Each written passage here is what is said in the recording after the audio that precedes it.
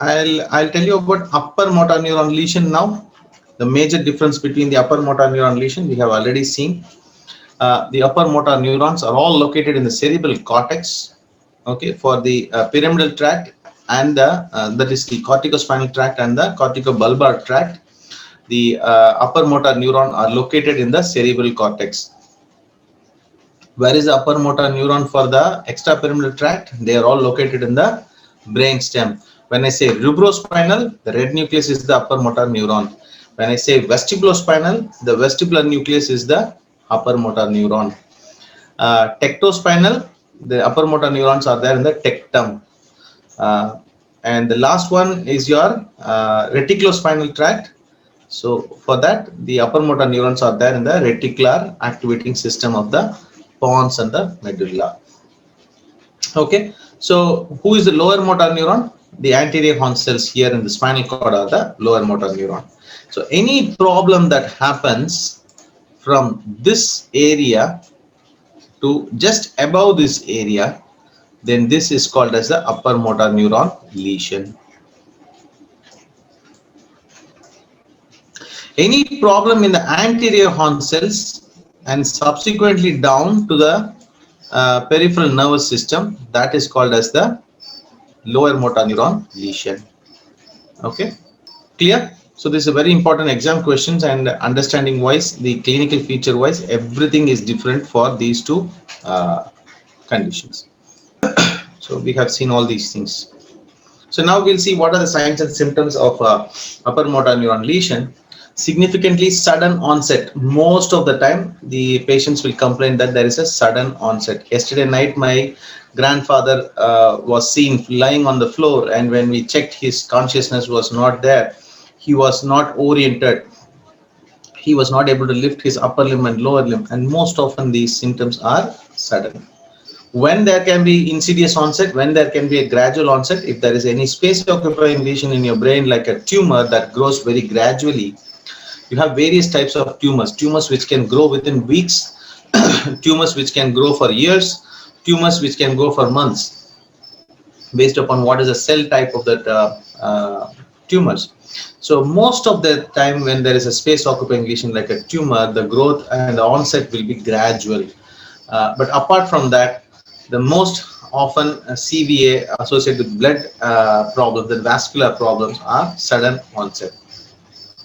There may be some history of trauma also in case of a hemorrhagic stroke. The patient might have fallen, and because of which he might have had a head injury. Head injury can also be a significant contribution.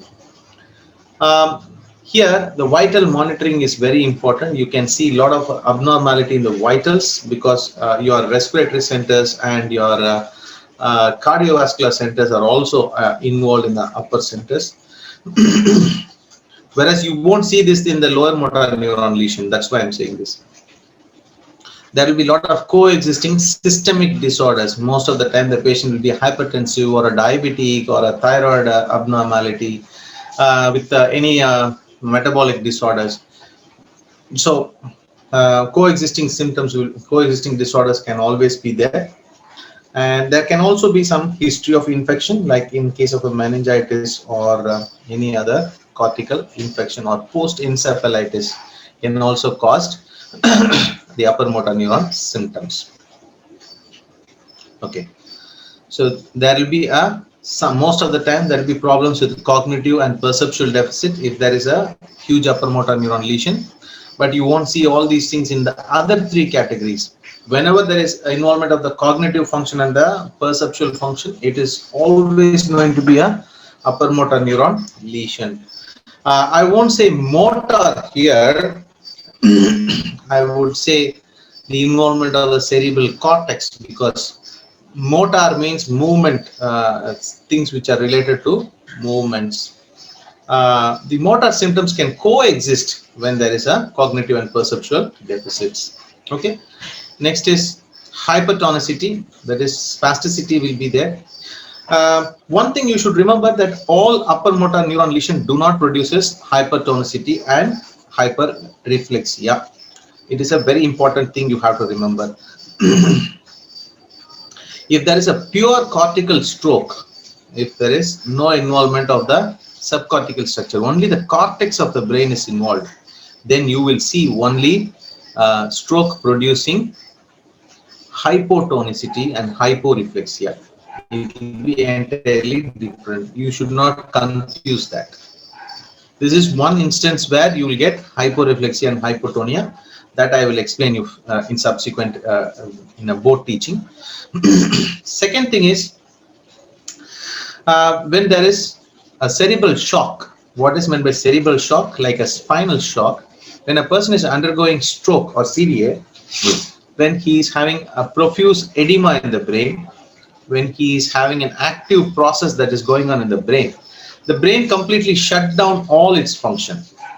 So when it goes for a shutdown, what happens? The tone and reflexes are going to be diminished and absent.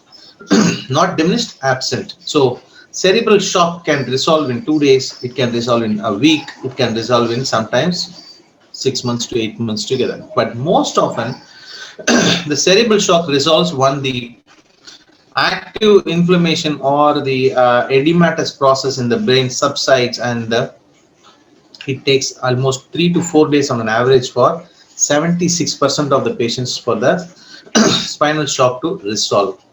So you have to remember that when there is a pure cortical stroke and there is a cerebral shock, the patient will have hypotonicity and hyporeflexia, even though they have a upper motor neuron lesion underlying.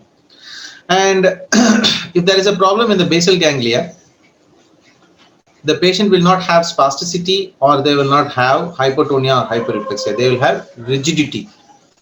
Rigidity is classically present only when the basal ganglia is affected. We will see that in the Parkinsonism. Next is hyperreflexia. Lack of voluntary control. You won't say that there is a weakness of the muscle. Whenever you say this word weakness, that pertains to the muscle. You should not use this word weakness for upper motor neuron lesion. You should say the voluntary control is lost. This is how I studied when I was doing my post-graduation. My teachers all taught me that it is all about the lack of voluntary control, because your upper motor neuron are responsible for executing the control.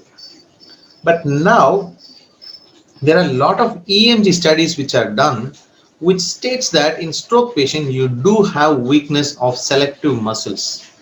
That is because of the representation area in your brain and lack of activity of this area.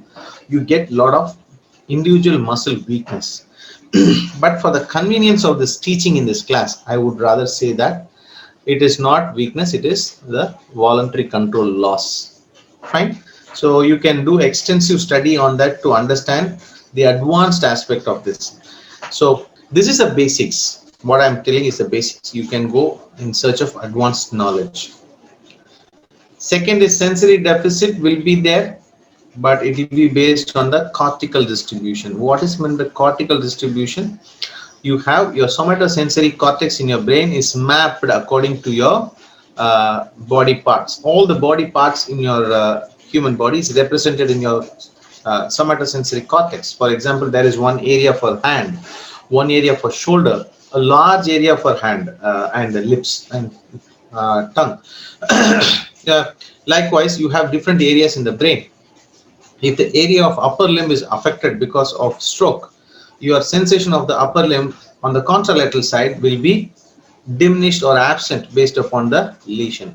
So this is called as cortical distribution. How the body part is represented in the brain, in which part of the brain you have infarction or hemorrhage or any tumor, based upon that you will have your sensory distribution. Next is superficial, deep and cortical sensation can be affected. Here only only the upper motor neuron lesion you are going to assess the cortical sensation. What are the cortical sensation? Your 2-point discrimination, baragnosis, stereognosis, graphesthesia, all these things are called as cortical sensation. As that is not in the scope of this presentation, I am not going to deal with them, how to assess them and all, I am not going to deal. But for you to know, superficial sensation means touch, temperature and pressure. Deep sensation means proprioception, kinesthesia and your vibration. And cortical sensation means a sensation which uses both these two sensations, that is a superficial and deep sensation, are being utilized and analyzed by the cerebral cortex, and they come out with some decision making. So they are called as cortical sensation. A classical example of cortical sensation is if I give a cotton in one hand and an iron piece in another hand without seeing which is what object, you can say that iron is more heavier than the cotton. That is because your baroreceptors in your hand are sending information to the brain, and the brain is able to take a decision upon what is the weight of the objects that is held in your hand. That is called as baragnosis. If you lose this ability to identify the weights, we call it as baragnosis. So next is the balance disorder in upper motor neuron lesion. If the lower limb and the trunk musculatures are affected, definitely you will have balance disorders. But there are conditions like your middle cerebral artery infarction, which will not affect the balance much compared to the anterior cerebral artery infarction, because your middle cerebral artery represents more of the upper limb distribution area for the motor, and the anterior cerebral artery supplies the areas that are representing the lower limb. But for sure you will have balance disorder, but how much is affected is based upon which artery is involved. So definitely you will have some balance disorders. When balance is affected and voluntary control is affected, definitely you will have a problem in the gait, and it is going to result in a much bigger functional deficit compared to a lower motor neuron lesion. So now comes a differential diagnosis, that is what is a decorticate rigidity and what is a decerebrate rigidity, which is seen in the upper motor neuron lesion. I can suggest you to remember that decorticate, in this word COR, core, which is called as core means what? Center. When the upper limb is towards the core, you can remember that that is a decorticate rigidity. In decerebrate rigidity, the upper limb will be away from the core. So just for you to remember what is decorticate rigidity. So what is the physiology behind here? Decorticate, that means the cortex is it's losing its influence on the body. Okay, so once the cerebral cortex is taken out, so this is the cerebral cortex, this is taken out, so what is remaining? The pyramidal tract is gone, because the cortex is from where the cerebral cortex, the pyramidal tract is arising. The corticobulbar and the corticospinal tract are taken away. The remaining thing is the extrapyramidal tract. Because the pyramidal tract is gone, the remaining is the extrapyramidal tract, because the extrapyramidal tract arises from the brainstem, so they are intact. Okay, so decorticate, you have to draw a line here. This side is gone. So you have seen that the pyramidal tracts are predominantly extensor in nature, so they will dominate the flow of the extensor extrapyramidal system will be more, and the upper trunk and the lower trunk will be influenced mostly by the extensors. But you may be asking me one question, sir, how come the flexors of the upper limb is active? Why the patient is having the flexor in this controlled posture? Because I told you the rubrospinal tract has an influence on the flexors of the upper limb. That is the only tract which is intact here, which is controlling the flexors of the upper limb. So the hands will be in this position.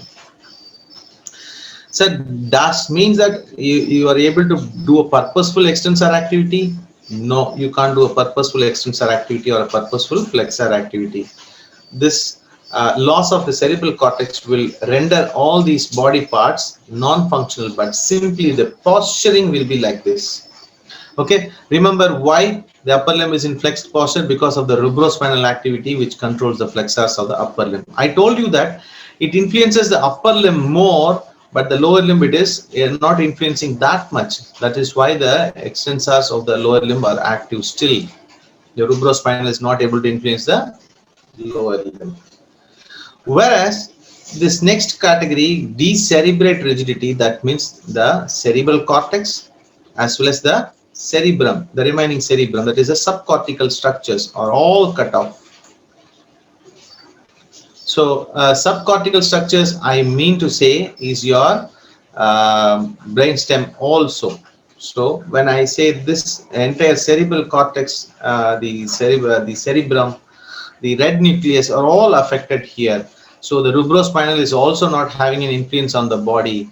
Only the other systems which are below the midbrain, that is your reticular activating system, the vestibulospinal tract, all these tract are in, they are all excitatory to the extensors. They are intact.